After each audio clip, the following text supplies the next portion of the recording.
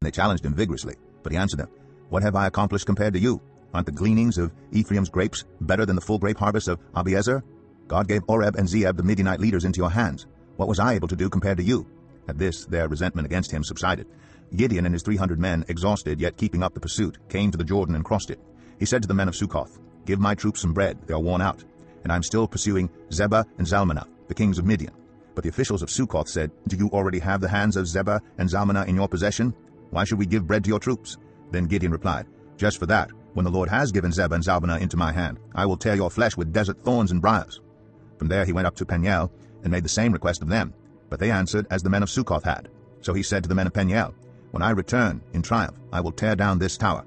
Now Zebah and Zalmunna were in Karkor with a force of about 15,000 men. All that were left of the armies of the eastern peoples, 120,000 swordsmen, had fallen. Gideon went up by the route of the Nomads east of Nobah and Jogbehah, and attacked the unsuspecting army. Zebah and Zalmunna, the 2 kings of Midian, fled, but he pursued them and captured them, routing their entire army. Gideon, son of Joash, then returned from the battle by the pass of Eris. He caught a young man of Succoth and questioned him, and the young man wrote down for him the names of the 77 officials of Succoth, the elders of the town. Then Gideon came and said to the men of Succoth, "Here are Zebah and Zalmunna, about whom you taunted me by saying, 'Do you already have the hands of Zebah and Zalmunna in your possession? Why should we give bread to your exhausted men?'" He took the elders of the town and taught the men of Succoth a lesson by punishing them with desert thorns and briars. He also pulled down the tower of Peniel and killed the men of the town. Then he asked Zebah and Zalmunna, "What kind of men did you kill at Tabor?" "Men like you," they answered, "each one with the bearing of a prince." Gideon replied, "Those were my brothers, the sons of my own mother. As surely as the Lord lives, if you had spared their lives, I would not kill you." Turning to Jether, his oldest son, he said, "Kill them." But Jether did not draw his sword because he was only a boy and was afraid. Zebah and Zalmunna said, "Come, do it yourself. As is the man, so is his strength." So Gideon stepped forward and killed them, and took the ornaments off their camels' necks. The Israelites said to Gideon, "Rule over us, you, your son, and your grandson, because you have saved us from the hand of Midian." But Gideon told them, "I will not rule over you, nor will my son rule over you. The Lord will rule over you." And he said, "I do have one request, that each of you give me an earring from your share of the plunder." It was the custom of the Ishmaelites to wear gold earrings. They answered, "We'll be glad to give them." So they spread out a garment, and each of them threw a ring from his plunder onto it. The weight of the gold rings he asked for came to 1,700 shekels, not counting the ornaments, the pendants, and the purple garments worn by the kings of Midian, or the chains that were on their camels' necks.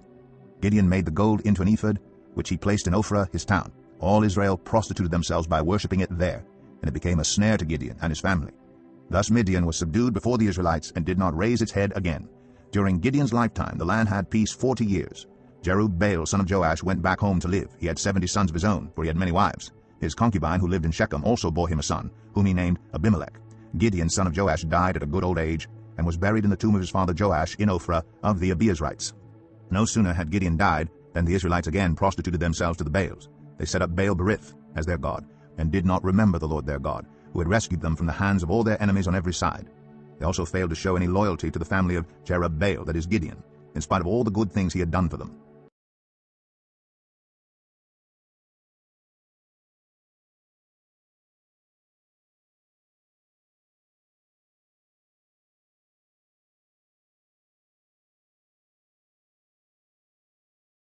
Judges 9.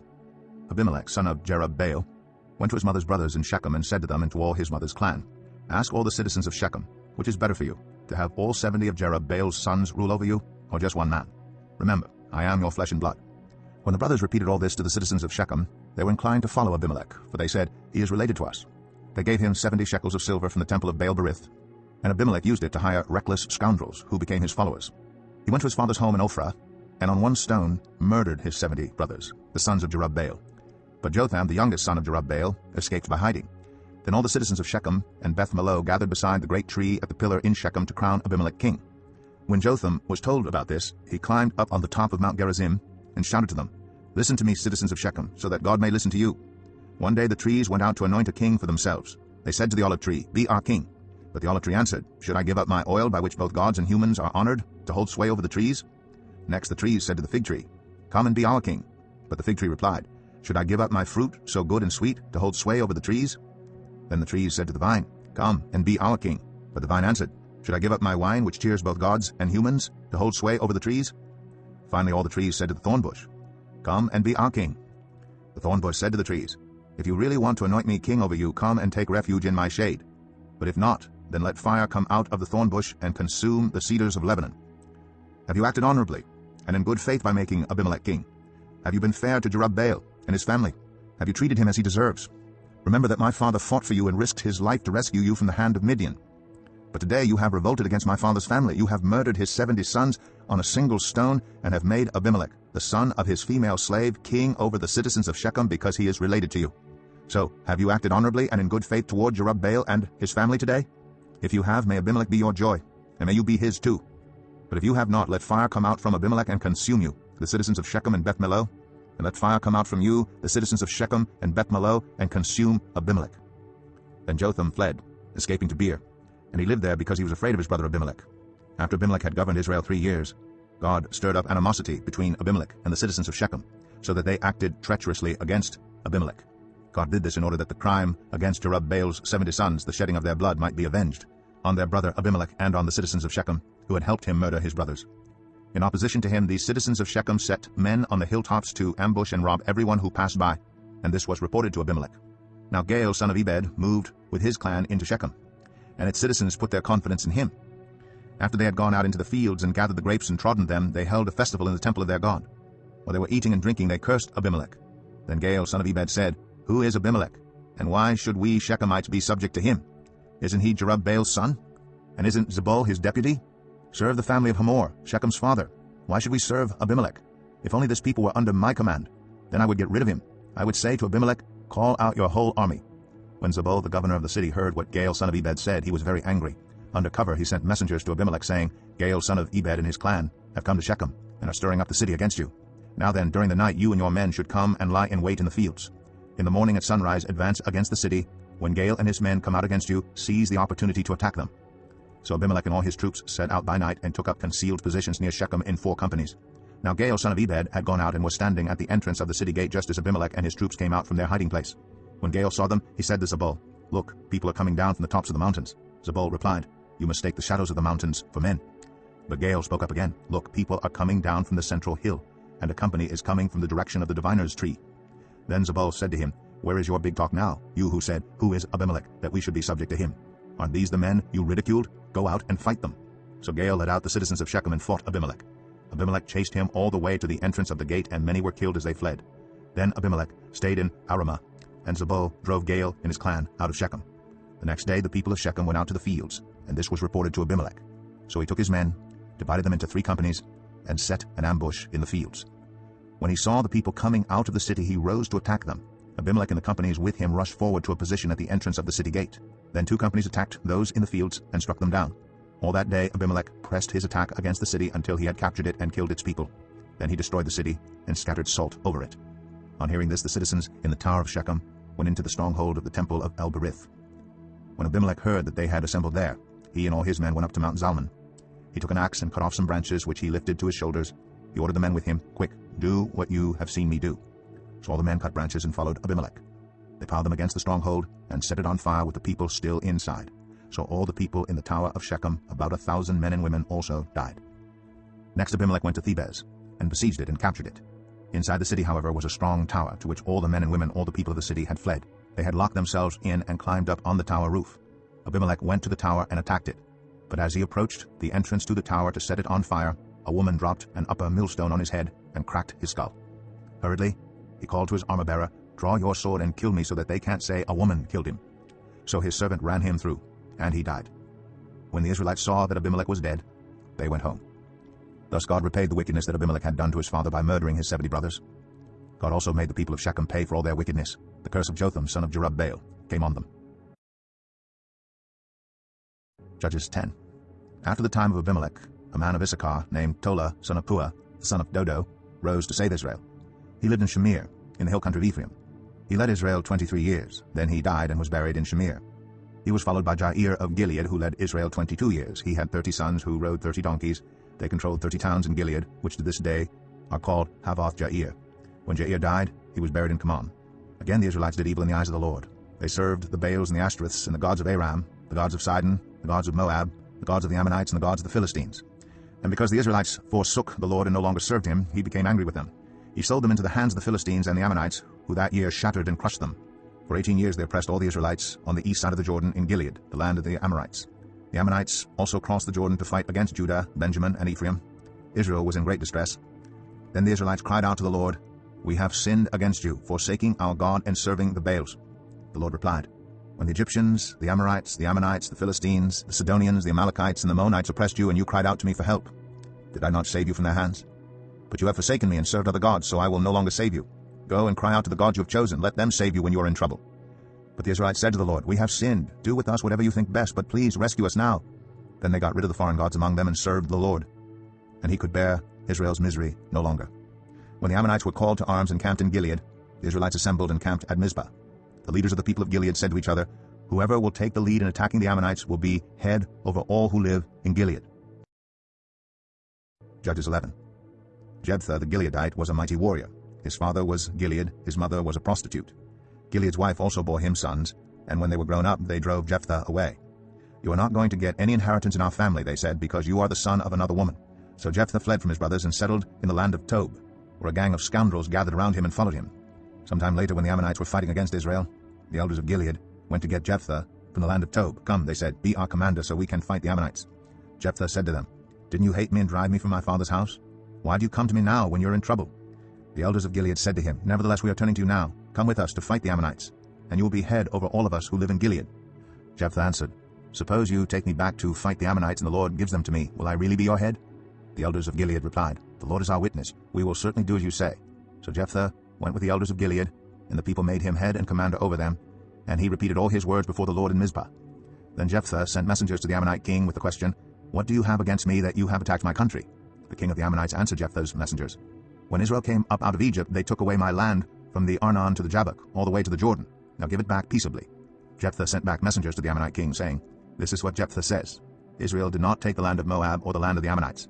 But when they came up out of Egypt, Israel went through the wilderness to the Red Sea and on to Kadesh. Then Israel sent messengers to the king of Edom, saying, 'Give us permission to go through your country.'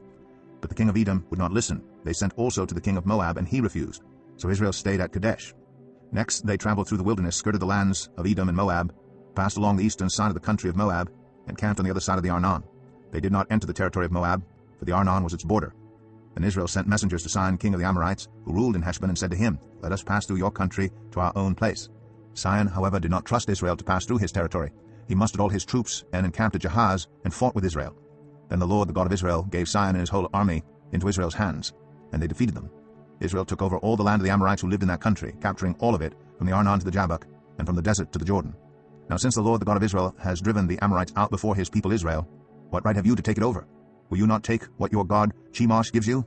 Likewise, whatever the Lord our God has given us, we will possess. Are you any better than Balak, son of Zippor, king of Moab? Did he ever quarrel with Israel or fight with them? For 300 years Israel occupied Heshbon, Aroer, the surrounding settlements, and all the towns along the Arnon. Why didn't you retake them during that time? I have not wronged you, but you are doing me wrong by waging war against me. Let the Lord, the judge, decide the dispute this day between the Israelites and the Ammonites." The king of Ammon, however, paid no attention to the message Jephthah sent him. Then the Spirit of the Lord came on Jephthah. He crossed Gilead and Manasseh, passed through Mizpah of Gilead, and from there he advanced against the Ammonites. Then Jephthah made a vow to the Lord, "If you give the Ammonites into my hands, whatever comes out of the door of my house to meet me when I return in triumph from the Ammonites will be the Lord's, and I will sacrifice it as a burnt offering." Then Jephthah went over to fight the Ammonites, and the Lord gave them into his hands. He devastated 20 towns from Aroer to the vicinity of Manith as far as Abel-keramim. Thus Israel subdued Ammon. When Jephthah returned to his home in Mizpah, who should come out to meet him but his daughter, dancing to the sound of timbrels? She was an only child. Except for her, he had neither son nor daughter. When he saw her, he tore his clothes and cried, "Oh no, my daughter, you have brought me down, and I am devastated. I have made a vow to the Lord that I cannot break." "My father," she replied, "you have given your word to the Lord. Do to me just as you promised, now that the Lord has avenged you of your enemies, the Ammonites. But grant me this one request," she said. "Give me 2 months to roam the hills and weep with my friends, because I will never marry." "You may go," he said. And he let her go for 2 months. She and her friends went into the hills and wept because she would never marry. After the 2 months she returned to her father, and he did to her as he had vowed, and she was a virgin. From this comes the Israelite tradition that each year the young women of Israel go out for 4 days to commemorate the daughter of Jephthah, the Gileadite. Judges 12. The Ephraimite forces were called out, and they crossed over to Zaphon. They said to Jephthah, "Why did you go to fight the Ammonites without calling us to go with you? We're going to burn down your house over your head." Jephthah answered, "I and my people were engaged in a great struggle with the Ammonites, and although I called, you didn't save me out of their hands. When I saw that you wouldn't help, I took my life in my hands and crossed over to fight the Ammonites, and the Lord gave me the victory over them. Now why have you come up today to fight me?" Jephthah then called together the men of Gilead and fought against Ephraim. The Gileadites struck them down because the Ephraimites had said, "You Gileadites are renegades from Ephraim and Manasseh." The Gileadites captured the fords of the Jordan leading to Ephraim, and whenever a survivor of Ephraim said, "Let me cross over," the men of Gilead asked him, "Are you an Ephraimite?" If he replied no, they said, "All right, say Shibboleth." If he said Sibboleth because he could not pronounce the word correctly, they seized him and killed him at the fords of the Jordan. 42,000 Ephraimites were killed at that time. Jephthah led Israel 6 years. Then Jephthah the Gileadite died, and was buried in a town in Gilead. After him Ibzan of Bethlehem led Israel. He had 30 sons and 30 daughters. He gave his daughters away in marriage to those outside his clan, and for his sons he brought in 30 young women as wives from outside his clan. Ibzan led Israel 7 years. Then Ibzan died and was buried in Bethlehem. After him Elon the Zebulunite led Israel 10 years. Then Elon died and was buried in Aijalon in the land of Zebulun. After him Abdon son of Hillel from Pirathon led Israel. He had 40 sons and 30 grandsons who rode on 70 donkeys. He led Israel 8 years.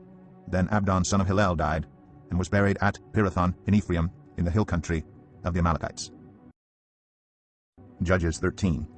Again the Israelites did evil in the eyes of the Lord. So the Lord delivered them into the hands of the Philistines for 40 years. A certain man of Zorah, named Manoah, from the clan of the Danites, had a wife who was childless, unable to give birth. The angel of the Lord appeared to her and said, "You are barren and childless, but you are going to become pregnant and give birth to a son. Now see to it that you drink no wine or other fermented drink, and that you do not eat anything unclean. You will become pregnant and have a son whose head is never to be touched by a razor, because the boy is to be a Nazirite, dedicated to God from the womb. He will take the lead in delivering Israel from the hands of the Philistines." Then the woman went to her husband and told him, "A man of God came to me. He looked like an angel of God, very awesome. I didn't ask him where he came from, and he didn't tell me his name. But he said to me, 'You will become pregnant and have a son. Now then drink no wine or other fermented drink, and do not eat anything unclean, because the boy will be a Nazirite of God from the womb until the day of his death.' Then Manoah prayed to the Lord, 'Pardon your servant, Lord. I beg you to let the man of God you sent to us come again to teach us how to bring up the boy who is to be born.' God heard Manoah, and the angel of God came again to the woman while she was out in the field, but her husband Manoah was not with her. The woman hurried to tell her husband, 'He's here, the man who appeared to me the other day.' Manoah got up and followed his wife. When he came to the man, he said, 'Are you the man who talked to my wife?' 'I am,' he said. So Manoah asked him, 'When your words are fulfilled, what is to be the rule that governs the boy's life and work?' The angel of the Lord answered, 'Your wife must do all that I have told her. She must not eat anything that comes from the grapevine, nor drink any wine or other fermented drink, nor eat anything unclean. She must do everything I have commanded her.' Manoah said to the angel of the Lord, 'We would like you to stay until we prepare a young goat for you.' The angel of the Lord replied, 'Even though you detain me, I will not eat any of your food. But if you prepare a burnt offering, offer it to the Lord.' Manoah did not realize that it was the angel of the Lord. Then Manoah inquired of the angel of the Lord, 'What is your name, so that we may honor you when your word comes true?' He replied, 'Why do you ask my name? It is beyond understanding.' Then Manoah took a young goat together with the grain offering and sacrificed it on a rock to the Lord. And the Lord did an amazing thing while Manoah and his wife watched. As the flame blazed up from the altar toward heaven, the angel of the Lord ascended in the flame. Seeing this, Manoah and his wife fell with their faces to the ground. When the angel of the Lord did not show himself again to Manoah and his wife, Manoah realized that it was the angel of the Lord. 'We are doomed to die,' he said to his wife. 'We have seen God.' But his wife answered, 'If the Lord had meant to kill us, he would not have accepted a burnt offering and grain offering from our hands, nor shown us all these things, or now told us this.' The woman gave birth to a boy, and named him Samson. He grew, and the Lord blessed him. And the Spirit of the Lord began to stir him while he was in Mahaneh Dan, between Zorah and Eshtaol. Judges 14. Samson went down to Timnah, and saw there a young Philistine woman. When he returned, he said to his father and mother, 'I have seen a Philistine woman in Timnah. Now get her for me as my wife.' His father and mother replied, 'Isn't there an acceptable woman among your relatives, or among all our people? Must you go to the uncircumcised Philistines to get a wife?' But Samson said to his father, 'Get her for me. She's the right one for me.' His parents did not know that this was from the Lord, who was seeking an occasion to confront the Philistines, for at that time they were ruling over Israel. Samson went down to Timnah together with his father and mother. As they approached the vineyards of Timnah, suddenly a young lion came roaring toward him. The Spirit of the Lord came powerfully upon him, so that he tore the lion apart with his bare hands, as he might have torn a young goat. But he told neither his father nor his mother what he had done. Then he went down and talked with the woman, and he liked her. Sometime later, when he went back to marry her, he turned aside to look at the lion's carcass, and in it he saw a swarm of bees and some honey. He scooped out the honey with his hands, and ate as he went along. When he rejoined his parents, he gave them some, and they too ate it. But he did not tell them that he had taken the honey from the lion's carcass. Now his father went down to see the woman, and there Samson held a feast, as was customary for young men. When the people saw him, they chose 30 men to be his companions. "Let me tell you a riddle," Samson said to them. "If you can give me the answer within the 7 days of the feast, I will give you 30 linen garments and 30 sets of clothes. If you can't tell me the answer, you must give me 30 linen garments and 30 sets of clothes." "Tell us your riddle," they said. "Let's hear it." He replied, "Out of the eater, something to eat. Out of the strong, something sweet." For 3 days they could not give the answer. On the 4th day they said to Samson's wife, "Coax your husband into explaining the riddle for us, or we will burn you and your father's household to death. Did you invite us here to steal our property?" Then Samson's wife threw herself on him, sobbing, "You hate me. You don't really love me. You've given my people a riddle, but you haven't told me the answer." "I haven't even explained it to my father or mother," he replied, "so why should I explain it to you?" She cried the whole 7 days of the feast. So on the 7th day he finally told her, because she continued to press him. She in turn explained the riddle to her people. Before sunset on the 7th day the men of the town said to him, "What is sweeter than honey? What is stronger than a lion?" Samson said to them, "If you had not plowed with my heifer, you would not have solved my riddle." Then the Spirit of the Lord came powerfully upon him. He went down to Ashkelon, struck down 30 of their men, stripped them of everything, and gave their clothes to those who had explained the riddle. Burning with anger, he returned to his father's home, and Samson's wife was given to one of his companions who had attended him at the feast. Later on, at the time of wheat harvest, Samson took a young goat and went to visit his wife. He said, "I'm going to my wife's room," but her father would not let him go in. "I was so sure you hated her," he said, "that I gave her to your companion. Isn't her younger sister more attractive? Take her instead." Samson said to them, "This time I have a right to get even with the Philistines. I will really harm them." So he went out and caught 300 foxes and tied them tail to tail in pairs. He then fastened a torch to every pair of tails, lit the torches, and let the foxes loose in the standing grain of the Philistines. He burned up the shocks and standing grain together with the vineyards and olive groves. When the Philistines asked, "Who did this?" they were told, "Samson, the Timnite's son-in-law, because his wife was given to his companion." So the Philistines went up and burned her and her father to death. Samson said to them, "Since you've acted like this, I swear that I won't stop until I get my revenge on you." He attacked them viciously and slaughtered many of them. Then he went down and stayed in a cave in the rock of Etam. The Philistines went up and camped in Judah, spreading out near Lehi. The people of Judah asked, "Why have you come to fight us?" "We have come to take Samson prisoner," they answered, "to do to him as he did to us." Then 3,000 men from Judah went down to the cave in the rock of Etam and said to Samson, "Don't you realize that the Philistines are rulers over us? What have you done to us?" He answered, "I merely did to them what they did to me." They said to him, "We've come to tie you up and hand you over to the Philistines." Samson said, "Swear to me that you won't kill me yourselves."